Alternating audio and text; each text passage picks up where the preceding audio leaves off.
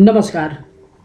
आप देख रहे हैं भव्याश्री न्यूज और मैं हूं आपके साथ आदित्य। कौन बनेगा करोड़पति के मंच पर 14 और 15 अगस्त को हॉट सीट पर विराजमान हुए थे सुधीर कुमार वर्मा। देखिए इनका तस्वीर हम आपको स्क्रीन पर दिखा रहे हैं, जो कि उन्नाव उत्तर प्रदेश के रहने वाले हैं। इनके विषय में हम आपको बता दें कि फ़िलहाल ये स्टडी कर रहे हैं और स्टडी के साथ साथ ये किसानी का भी काम करते हैं। इस वीडियो में आप जानने वाले हैं कि आखिर केबीसी के मंच से सुधीर कुमार वर्मा कितनी राशि जीत कर गए हैं। साथ ही प्रतिभागी को जो 3 लाइफलाइन दिया जाता है, वो तीनों लाइफलाइन का इस्तेमाल ये कौन कौन से सवाल पे किए हैं और उस सवाल का प्राइस कितना था। लेकिन उससे पहले हम आपको बता दें कि केबीसी के मंच से ये 25,80,000 की राशि जीत कर गए हैं। अब चलिए आपको दिखाते हैं कि आखिर ये अपने लाइफलाइन का इस्तेमाल कौन कौन से सवाल पे किए हैं। तो सबसे पहले देखिए, एक सवाल को हम आपको स्क्रीन पे दिखा रहे हैं, जो कि दुगुनास्त्र का सवाल है। दुगुनास्त्र के विषय में आप लोग जानते हैं कि केबीसी में नया ये सेगमेंट ऐड किया गया है और ये जितने राशि का सवाल होता है उसका डबल जो है प्रतिभागी को राशि मिल जाता है।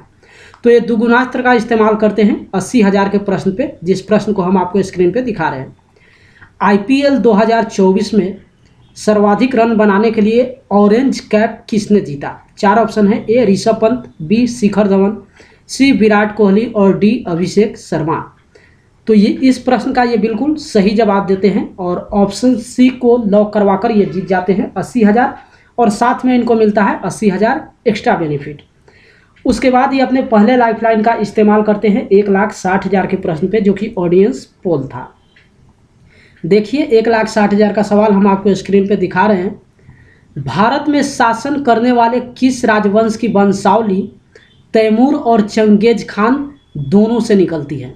4 ऑप्शन है। ए पल्लव, बी वाकाटक, सी गजनवी और डी मुगल। तो इस प्रश्न का इनके पास सही जवाब नहीं मालूम था, इसलिए ये अपनी पहली लाइफलाइन ऑडियंस पोल का इस्तेमाल करते हैं। और जैसा कि देखिए स्क्रीन पे आप देख सकते हैं, ऑडियंस के द्वारा सबसे ज़्यादा जिस ऑप्शन को वोटिंग दिया गया था वो था ऑप्शन डी। इस तरीके से ऑप्शन डी यानी कि मुगल को लॉक करवाकर ये जीत जाते हैं 1,60,000। उसके बाद 3,20,000 का ये बिल्कुल बखूबी सही जवाब दे देते हैं। और जैसा कि आप लोग जानते हैं कि इस गेम में 3,20,000 के बाद जो है सुपर संदूक का एक सेगमेंट ऐड किया गया है और सुपर संदूक के दौरान अगर प्रतिभागी 5 से ज़्यादा प्रश्न का सही जवाब दे देते हैं तो उसके हिसाब से वो जितना सही जवाब देते हैं, 10 सवाल पूछा जाता है, प्रत्येक प्रश्न की राशि जो है 10,000 होती है। वो जितना सही जवाब देते हैं उसके हिसाब से या तो उनको राशि मिल जाता है या फिर वो चाहे तो उस राशि से अपनी खोई हुई लाइफलाइन को जो है पुनः जीवित कर सकते हैं। तो सुपर संदूक के दौरान ये 5 प्रश्न का सही जवाब देकर जीत जाते हैं 50,000 और उस 50,000 की राशि को ये अपने बैंक अकाउंट में ट्रांसफ़र ना करवाकर खोई हुई लाइफलाइन ऑडियंस पोल को पुनः जो है जीवित करवा लेते हैं। उसके बाद हम आपको बताते कि ये डबल डिप का इस्तेमाल करते हैं 6,40,000 के प्रश्न पे, जिस प्रश्न को आप स्क्रीन पे देख रहे हैं। किस संगीतकार के पैतृक घर को सरोद घर नामक संगीत विरासत के संग्रहालय में बदल दिया गया? तो 4 ऑप्शन है। ए पंडित हरिप्रसाद चौरसिया, बी उस्ताद अमजद अली खान, सी उस्ताद अल्लाह रखा कुरैशी और डी पंडित रविशंकर। तो इस प्रश्न का इनके पास जवाब मालूम था लेकिन 100% श्योर नहीं थे, इसी को लेकर डबल डिप का इस्तेमाल करते हैं। और डबल डिप के विषय में जैसा कि आप लोग जानते हैं कि प्रतिभागी को 2 मौका मिलता है।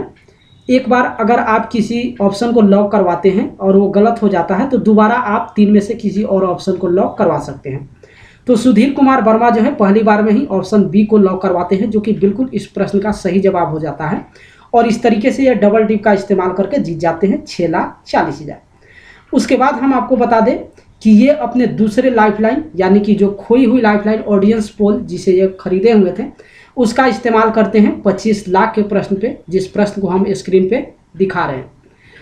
अप्रैल 2024 में इनमें से किस देश के सूचना मंत्रालय द्वारा हिंदी में साप्ताहिक रेडियो प्रसारण शुरू किया गया? 4 ऑप्शन है। ए ओमान, बी सऊदी अरब, सी UAE और डी कुवैत। तो इस प्रश्न का इनके पास सही जवाब नहीं मालूम था या फिर यूँ कहें कि 110% ये श्योर नहीं थे, इसी को लेकर ऑडियंस पोल का इस्तेमाल करते हैं।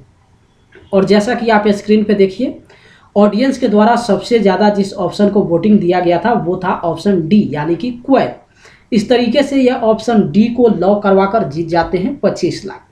25 लाख के बाद महानायक अमिताभ बच्चन इनसे 25 लाख का प्रश्न पूछते हैं, जिस सवाल को हम स्क्रीन पे दिखा रहे हैं। हेनरी वाल्टर्स द्वारा 1830 की जनगणना का विषय कौन सा शहर था, जो ब्रिटिश भारत में किसी शहर की पहली पूर्ण जनगणना में से एक थी। 4 ऑप्शन है, ए मुंबई, बी ढाका, सी मैसूर और डी लाहौर। तो इस प्रश्न का इनके पास सही जवाब नहीं मालूम था। इसी को लेकर ये अपनी बची हुई आखिरी लाइफलाइन वीडियो कॉल का इस्तेमाल 50 लाख के प्रश्न पे करते हैं। और जैसा कि देखिए स्क्रीन पे आप जिनको वीडियो कॉल के रूप में देख रहे हैं, इनके विषय में हम आपको बता दें कि इनका नाम है अरुण तिवारी और ये इनके मित्र हैं। ये जिस ऑप्शन को लॉक करवाने के लिए यहाँ पे सजेशन दिए थे वो था ऑप्शन ए यानी कि मुंबई। लेकिन उसके बावजूद भी सुधीर कुमार वर्मा इनसे पूछते हैं कि क्या ये कन्फर्म है। तो अरुण तिवारी 100% श्योर नहीं थे, लेकिन इनके अनुसार ऑप्शन ए यानी कि मुंबई ही सही जवाब था। उसके बावजूद सुधीर कुमार वर्मा इस ऑप्शन को लेकर श्योर नहीं थे और इसी 50 लाख के गेम पे ये गेम को क्विट कर देते हैं और इस मंच से जीत कर जाते हैं 25 लाख। जैसा कि आप लोग जानते हैं कि गेम को क्विट करने के बाद ऑडियंस को इस प्रश्न का सही जवाब बताना होता है। तो सुधीर कुमार अपने गेस के आधार पे और साथ ही वीडियो कॉल के रूप में अरुण तिवारी जो नज़र आए थे उनके द्वारा दिए गए ऑप्शन जो सजेशन में था उसके आधार पे ये ऑप्शन बी को लॉक करवा देते हैं, जो कि बिल्कुल इस प्रश्न का गलत विकल्प होता है। इस प्रश्न का सही जवाब है ऑप्शन बी यानी कि ढाका। इस तरीके से केबीसी के मंच से सुधीर कुमार वर्मा 25,80,000 की राशि जीत कर गए हैं।